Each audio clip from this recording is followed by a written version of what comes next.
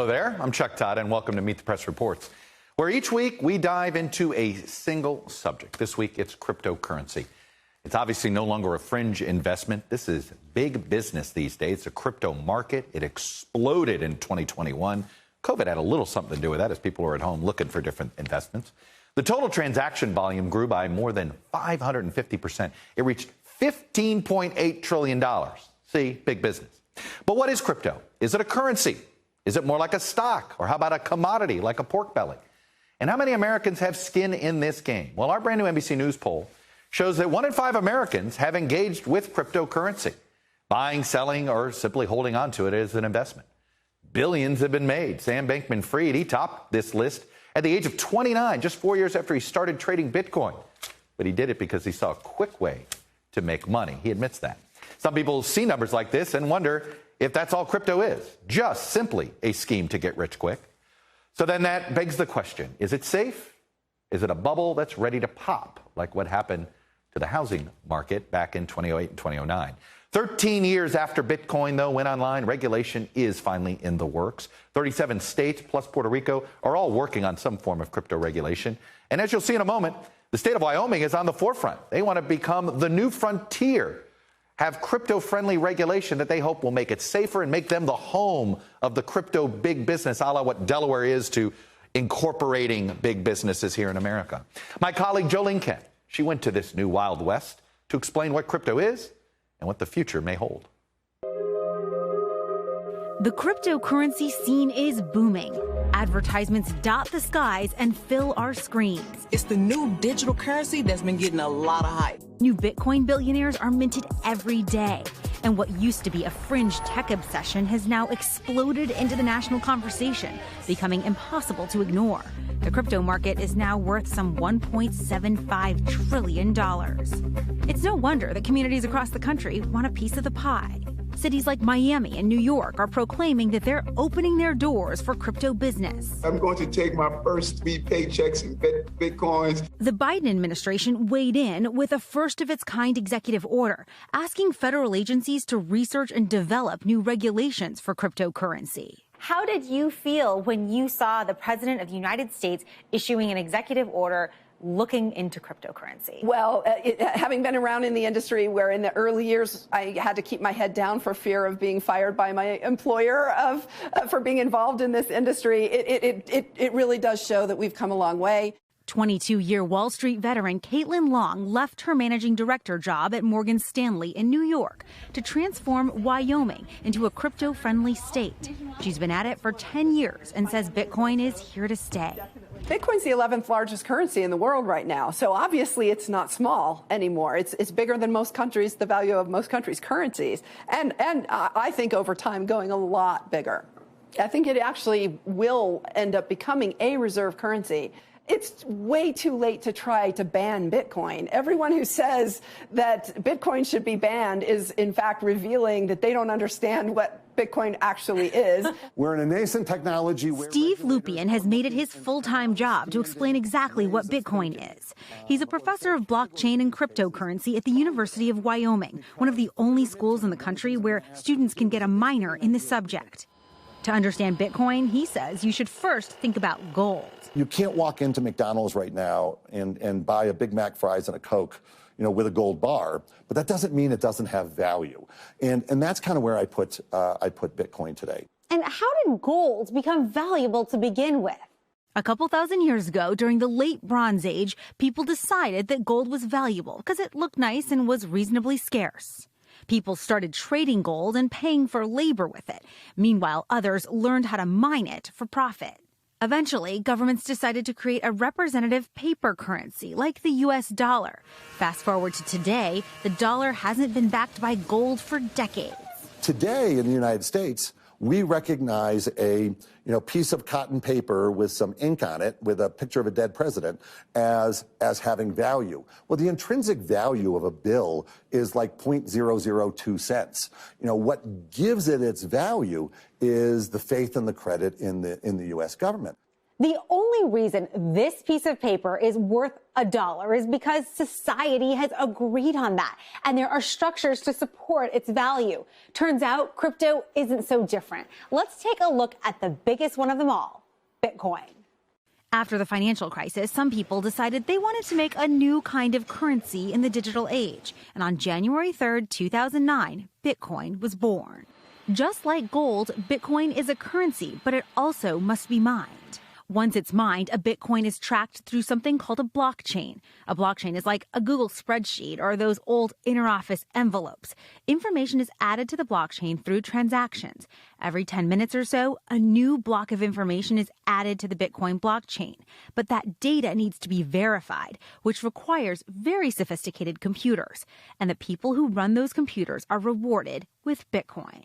Part of the design of Bitcoin is that the reward for mining is less and less over time, increasing scarcity of the coin. In 2009, when it launched, rewards were 50 Bitcoin. Today, it's only 6.25 Bitcoin. There will never be more than 21 million Bitcoins in existence, which is by design to maintain its value.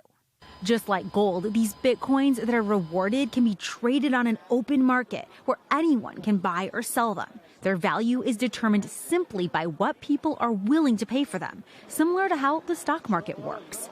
But unlike the stock market or traditional financial systems, the Bitcoin network runs 24 hours a day and hasn't had an outage in nearly 10 years. I have a lot more confidence in the systemic stability of Bitcoin than I do in the systemic stability of the traditional finance industry. And I spent a long time in the traditional finance industry. I've seen some of the instability up close. All those computers take up a huge amount of space and require a lot of energy to operate. In Wyoming, Justin Padola has come up with a different approach. So what we do to our miners to prepare them for immersion is we take these fans off the front and in preparation to dunk it. That's right. Here at Elite Mining in Cheyenne, Wyoming, the computers mining for Bitcoin are submerged in an oil-filled tank, which helps keep the equipment cool. It's basically underwater or under oil crypto mining. And it's cutting edge, in part because mining this way reduces the energy needed and the potential carbon footprint. Crypto mining is a booming business, recently surging in popularity here in the U.S. after China banned Bitcoin mining in 2021. Before the ban, China accounted for 76% of Bitcoin mining in the world, while the U.S. made up just 4%. As of the end of last year, China accounts for 0 Bitcoin mining, and the U.S. makes up 35%, the highest percentage of any country. That's why when Padola wanted to move his mining company's headquarters to a more crypto-friendly state, Wyoming caught his attention. They're trying to create essentially like what I would call a cryptocurrency version of Silicon Valley. And it's really important because the tax laws are so favorable here in conjunction with that, plus the favorable laws, it gives us the ability to really thrive here. Wyoming wants to become to crypto what Delaware is for corporations, a safe haven with clear-cut rules. We see the crypto industry and more broadly digital assets and blockchain as being the future of financial technology. Rothfuss? Wyoming State Senator Chris Rothfuss is leading the charge at the state capitol in Cheyenne. His goal, put new laws on the books to make Wyoming more welcoming for blockchain startups. Right now, the Wyoming economy is heavily based on mineral extraction, coal, oil, and gas. We've benefited tremendously from revenue from those industries over the years, but we know that looking forward, we're going to have to do something different. We need some 21st century technologies and ways to pave the roads and fund our schools. Already, 30 pieces of crypto-related legislation have been signed into law, like defining cryptocurrency as property and allowing for specially chartered banks to serve companies that deal in cryptocurrency, which currently don't exist. Nobody wants to raise capital by going to somebody and saying, hey, I've got this great idea that I kind of think is legal. That's a hard sell. We are trying to provide the bright line clarity of what is and isn't legal, why and how. The attempt to answer these questions throughout the country is also fostering some surprising alliances between the right and the left. We're dealing with one of the most polarized governing bodies ever. I mean, the polarization in Washington on everything is at a 11 out of 10. Mm-hmm. But there is some bipartisan love going on. Isn't it great? In crypto. It is kind of refreshing. Yes. Why is this happening? Where is this happening? Well, what you're seeing is that some of the traditional liberals, the ACLU types who are free speechers, are lining up with the more liberty-oriented Republicans. And at that part of the ideological spectrum, they're discovering that the progressives and the libertarians actually have a lot in common. Well, despite Caitlin Long's enthusiasm, Washington is going to have its say. It hasn't had its say yet on crypto. When we come back, I'm going to talk to two U.S. senators who have very different views on the pitfalls and advantages of cryptocurrency. Stay with us. If I buy Bitcoin, am I buying a share of stock? Or am I buying a pork belly? Or am I buying euros? What am I buying? Are you buying air? Oh, wow. Okay, you're going in. What is it? I'm going in. Normally, somebody who owned as much Bitcoin as you would, own something, you'd be like, why should you be in charge of regulating it? Well, I own cows, too. Okay. And cows are commodities. Bitcoin is a commodity.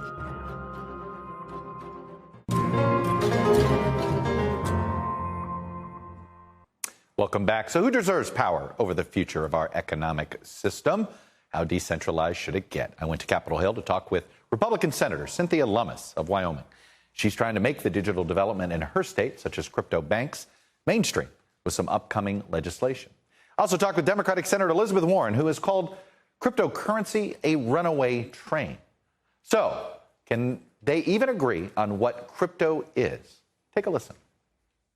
If I buy Bitcoin, am I buying a share of stock? Or am I buying a pork belly? Or am I buying euros? What am I buying? Are you buying air? Oh, wow. Okay, you're going in. What is it? I'm going in. Yeah, what is it? Because that's the point, is that it's, you're buying something that other people believe either is going to go up in value, presumably that's why you're buying it, or think it's going to go down in value, which is presumably why someone else is selling it. But that's it. It's a bet on whether this ephemeral token will become more valuable or less valuable. I believe it will be currency someday, but at this point in its existence, it's a commodity. I own just like cattle, wheat, gold. At some point, though, it will become a means of payment, which it is not right now, but it's going to happen really fast. One thing both senators agree on is that cryptocurrency needs some government involvement. The question is, how should it be regulated? So I'm very confident that Bitcoin will withstand the test of time. I'm not confident that every other digital asset that's out there has the same qualities of permanence and complete decentralization. So there's some fraud that's going to occur, which is why I think it's so important for the United States to create a regulatory framework that allows for innovation, but still creates rules of the road that protect individual privacy, but that also have disclosure components to them so the purchaser knows what they're getting. So one of the debates is who regulates these cryptocurrencies. Does it get regulated the way a share of Amazon stock gets regulated? Or does it get regulated the way a pork belly gets regulated? Under our bill, which Senator Kirsten Gillibrand and I will be introducing soon, it will be regulated by both, just the way current traditional assets are. So, for example, the Commodity Futures Trading Commission will regulate it as a commodity. We'll also have the spot markets and the futures markets. But on the SEC side, they will regulate it for consumer protection and for the kind of disclosures that are necessary to make sure that purchasers are not subject to fraud. You're in an awkward spot. Normally, somebody who owned as much Bitcoin as you would, own something, you'd be like, why should you be in charge of regulating it? We don't have any rules, so this is something that didn't exist. How are you walking that line, right? This is something you have a vested interest in, seeing this regulated. At the same time, like I said, I fully respect the fact that it didn't exist before, and you shouldn't be penalized for that. How are you walking that line? Well, I own cows too. Okay. And cows are commodities. Bitcoin is a commodity. Should I have to sell my cows because they're a commodity, and now I'm on the banking committee that may have a relationship to the CFTC, or that there may be laws in Congress that affect the marketing or ownership of cattle? Yeah. This is a $1.8 trillion market. I bought my first 3 Bitcoin for $330 each, so I had $1,000 worth of skin in the game. It's now a $1.8 trillion market. There are 17 to 18,000 cryptocurrencies. So this is a very big marketplace, and I am a speck of sand. This is the world we live in. Yes. And in fact, this idea, do you buy the idea that no member of Congress should be able to own stock? I don't. I don't buy that. Yeah. What's your biggest fear in the regulatory space here? Because there's obviously some competing regulatory ideas. What's your biggest fear of a clampdown that could come on the crypto markets that you think would be get in the way of crypto? There will be efforts for some federal agencies to assume jurisdiction and perhaps expand their jurisdiction. Right. Additionally, I worry about when we get to the point where there are innovations that we haven't even thought of today that occur on top of or in addition to, additive to, the current innovation in digital assets, and we haven't contemplated it. And this is where the digital world starts to divide. There are those who say we want to be able to run ours independent of a government, but we want it regulated so people can understand it and trust it. And that means you have to do certain things like banks do, like know your customers, so you know that you're not doing drug money laundering, right? Or you're not helping out tax cheats, or you're not helping a country like Russia evade financial sanctions. Then there's another part of the crypto world that says, no, we like it that nobody can tell who came on this system and what they're using this system for. They would describe it as getting away of the prying eyes of the government. But another way to say that is, opening up the door to the money launderers, to the human traffickers, to the tax cheats, to the countries that are trying to evade sanctions. And so how you want to regulate that world and how you want to build regulation, like I said, depends on what you're trying to accomplish here. I think that world should be largely cut off from the cheats and from the money launderers. But not everyone agrees with that. Have you looked at this and said, what if I'm wrong? What if they're right? So let's do let's say this is Russia. Okay. Let's do right now. We know, for example, that Iran and North Korea use cryptocurrencies to evade financial sanctions.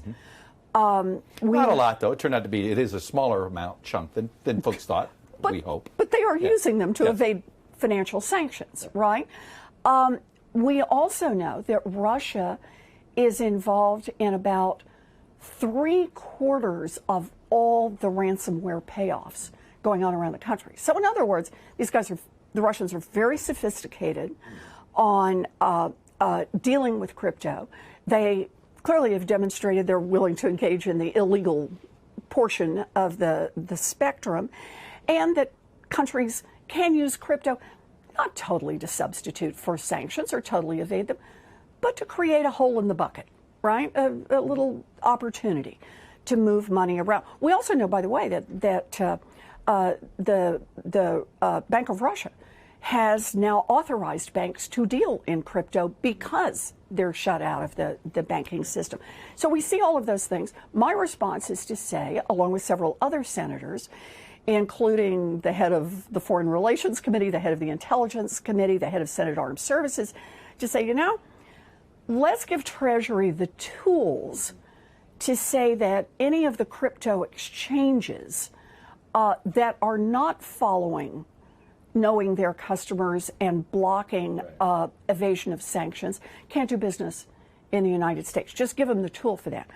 And the response of the crypto company, some of them, crypto advocates, have said, we don't need that. You're wrong. It's not a problem. To which my response is, then you if you are right, then you shouldn't mind that we put some regulations in place. If crypto is really not being used by human traffickers and money launderers and drug traders and tax cheats, you shouldn't mind that these exchanges have to do know your customer and make sure that on the front end and the back end, as the money comes into the crypto exchange and leaves the crypto exchange, that it's not being used in those ways. It's a question of just basic consumer protection. I used to say this, you can't buy a toaster in America that has a 1 in 5 chance of exploding and burning your house down. And I kind of think that ought to be the standard for mortgages. It ought to be the standard for checking accounts. And it ought to be the standard for Bitcoin. They shouldn't be able to burn you down over it. Just basic safety regulations. Do you think we're at a point where the toothpaste is so out of the tube on Bitcoin as a digital gold, to simplify the conversation here, that whether you accept the premise or not, it's probably going to end up getting regulated at a minimum like a commodity? So I think it's going to end up getting regulated. But, you know, anytime you talk about the toothpaste being too far out of the tube, I always remember how many people said to me in 2006, 2007, 2008, toothpaste is out of the tube on subprime mortgages and derivatives because billions and billions of dollars were flowing through the system. And then once it blew up the entire economic system, all of a sudden the folks in Congress got religion and said, whoa, on some of this we need to put real regulation in place, and on some of it we just flat need to make it illegal. Senator Lummis thinks Americans should invest their retirement accounts in Bitcoin because it's a good long-term investment, a la gold. Senator Warren, of course, calls it air. So we have to wonder, is it safe? Or is it some kind of pyramid scheme? We asked both senators if crypto is a bubble. One of the fears that you hear a lot right now is this idea, is Bitcoin in particular, but perhaps Bitcoin, all of the coins that have been traded these days, is this the credit default swap of this decade? If there is suddenly a collapse, that it could actually drag us into recession because of how big this industry is and how volatile it is. Do you accept that fear? Well, yet another reason why Senator Gillibrand and I want to create this regulatory framework, because by giving the SEC additional regulatory authority and additional disclosure authority, requiring when these assets are bundled in ways that make them look like securities, subject to the Howey test, subject to the SEC's jurisdiction, there will be sufficient information available to assure against the kind of risks that we normally don't deal with until there's a crisis. Do you think the digital space is so big that it could create a credit default swap-like impact on our economy if suddenly a whole bunch of holders of Bitcoin decided, maybe this is air? Yeah. Senator Warren says it's air. Maybe it is. I'm out. And as soon as enough people start saying, I'm out, I mean, look, this has worked. The whole digital world has worked very much like a bubble works. And that is, it keeps going up based on what? Based on additional production? No, based on the fact that it has demonstrated that it solved all these other problems and it is now being used exponentially in areas where it hadn't been used before. Not really. What is it moved up on? It's moved up on the fact that people all tell each other that it's going to be great. Just again, like it was on that real estate market. How many times did people say real estate always goes up? It never goes down. They said it decades ago, before the last real estate bubble. They said it in the 2000s, before the crash in 2008. Wait till real estate meets climate change. That's a whole there we separate, go. That's a whole separate thing. Conversation. That's right. But that is the ultimate risk, because there's no government to back it up. There's no commodity to back it up, whether it's gold or wheat or anything else. There's nothing at the end of the day except confidence that it's going to go up. And if people lose that confidence, then it's gone. In that interview, Lummis and Warren told me they agree on one thing. It is time to move to a central U.S. bank for digital currency. And by the way, just look at that dollar bill again. Individual serial number, you can see how quickly the U.S. currency can become on the blockchain. And I was joined, by the way, by crypto billionaire Sam Bankman-Fried on the Chuck Toddcast. Sam is the richest American in crypto, but don't call him an evangelist. He'll tell you his story. Download it wherever you get your podcasts. That's all we have for Meet the Press Reports for this episode. And up next, misinformation is universal, but in America, the crisis is most pronounced not in English, but in Spanish. We'll see you then. And of course, I'll see you Sunday on Meet the Press.